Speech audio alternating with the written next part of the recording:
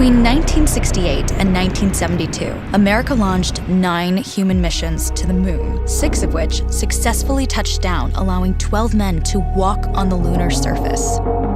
NASA's next chapter of lunar exploration, called Artemis, has the task of not just going to the moon to create a long-term human presence on and around it, but also to prepare for ever more complex human missions to Mars. In short, everything we must be able to do here, we must first do here. So, what will an Artemis mission look like? Everything is designed and tested with our most important element in mind: the astronauts. This is their deep space, human-rated spacecraft called Orion, built in 3 parts. The crew module, where up to 4 astronauts will live and work throughout the flight. The service module, with life support systems for the crew and its own engine and fuel reserves. And a launch abort system, with engines capable of pulling the crew module to safety during launch should anything go wrong. To accomplish the task of launching our crew and heavy payloads, NASA is building the Space Launch System, comprising of a cargo hold, an exploration upper stage, a massive core stage, and 2 extended solid rocket boosters. Altogether, this is the world's most powerful rocket, and it exceeds the legendary Saturn V of the Apollo era in numerous ways.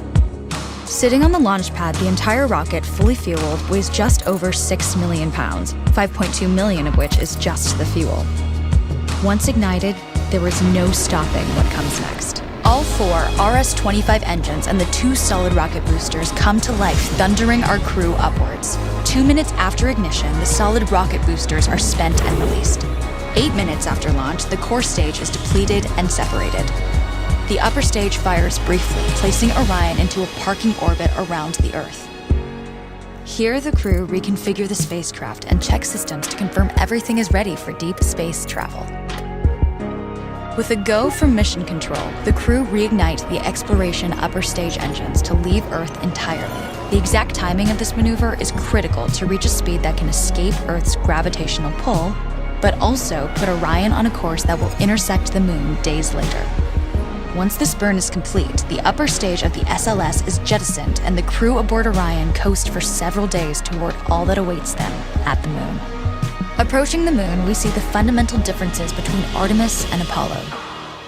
Instead of requiring Orion to serve as an expendable lunar command module or to carry a constrained lunar lander, the Artemis missions will take advantage of a different approach: pre-staging. Everything needed for lunar missions will be positioned in advance by commercial and international partners. This includes rovers, science experiments, and human-rated systems on the surface. But it also includes a dedicated lunar station in orbit around the moon called Gateway. Here at this station, we can pre-stage a robust lunar lander and establish a strong communications relay.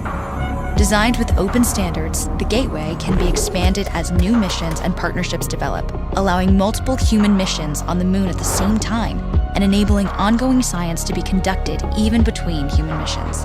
The Gateway is also capable of adjusting its orbit to allow access to every part of the moon, something the Apollo missions could not do. But the real key in this approach is placing Gateway in a unique halo orbit to perfect the maneuvers needed for Mars missions.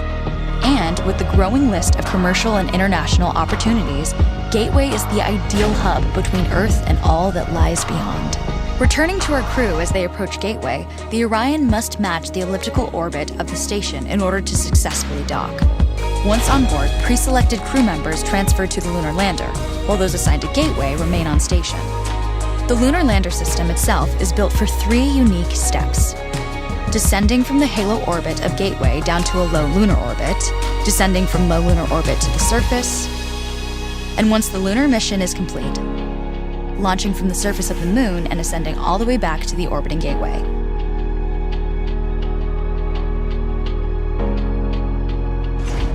Once back aboard the Orion spacecraft and undocked from Gateway, the crew fire their engine once to break out of the halo orbit, and once again to sling the spacecraft around the moon, placing it on a multi-day trajectory back towards Earth. As they near the end of this journey, the service module is released, and the crew module is oriented heat shield first. Entering Earth's atmosphere at 25,000 miles per hour, the friction of air slows Orion considerably, while also subjecting it to temperatures of 5,000 degrees. With the Orion now at just 300 miles per hour, a series of parachutes uniquely tested and produced for this moment deploy, decelerating the craft to just 20 miles per hour for splashdown. With each successful mission, Artemis ushers in the next wave of men and women to explore